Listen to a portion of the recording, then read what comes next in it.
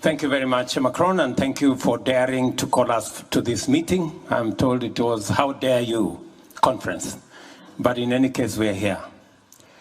Let me just speak to this in two ways. Number one, I have had my sister Kristalina and Bangra, and we have excellent relations with the World Bank and IMF from Kenya.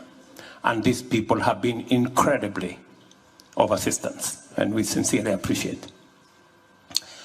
But I am also aware that both Kristalina and Bangra have a job to do, and they have people they report to, called shareholders, and they don't have the final word. The final word rests with somebody else. And that is why we are almost all of us speaking the same language, because we seem to be on the same corner. There are people who are not sitting here, yet they call the shots. Now, we have a situation, and let me speak from the perspective of Kenya, our continent in Africa, and the global south. We need emergency liquidity. We need debt relief. We need urgently new money, with urgency, with scale. That's our situation.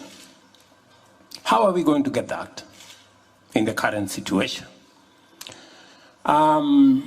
Listening to Guterres this morning, we get development resources 8 times more expensively than others. We have inadequate resources, and it takes forever to access it. So, how do we, how do we make meaning of this summit that my brother Emmanuel has put together? Our position is that if you want to get debt relief, emergency liquidity, and new money together, let us live here having agreed on one thing, that, like Guterres has said, let's look for 500 billion new money. But if we are going to distribute it the way we did SDR, we will end up with nothing. SDR, we ended up with $33 billion in our continent of 1.2 billion people. Europe, with 450 million people, ended up with 5 times what we got.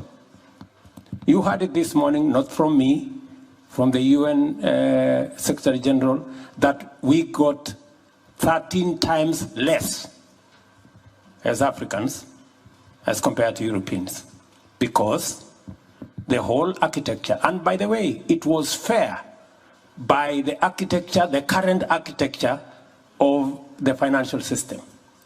But it is grossly unfair when you are looking at fairness.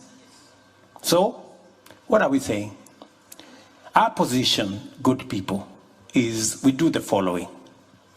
Let us agree that the money we are supposed to pay for the next 10 years as repayment of debt, let us convert it into a new loan that is 50-year loan with 20-year grace period, so that you don't have a problem with your AAA rating. You can continue to have the AAA rating, but you don't have a problem with your shareholders because you haven't given away any money. You've just changed the structure. And we get both liquidity, we get it urgently, and we can develop our countries. For Kenya, for example, we pay $10 billion every year to service our debts.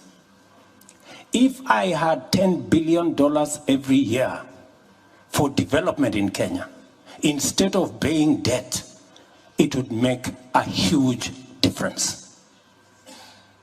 That's all we're asking. We're saying, let's have something that is practical so that we live here, that next year, I don't have to pay $10 billion to pay debt. It will have been rescheduled. I will pay it 20 years from now, and I will have 30 years to pay that money. I will make that money available for roads, for health, for water, for education. It will make a hell lot of difference.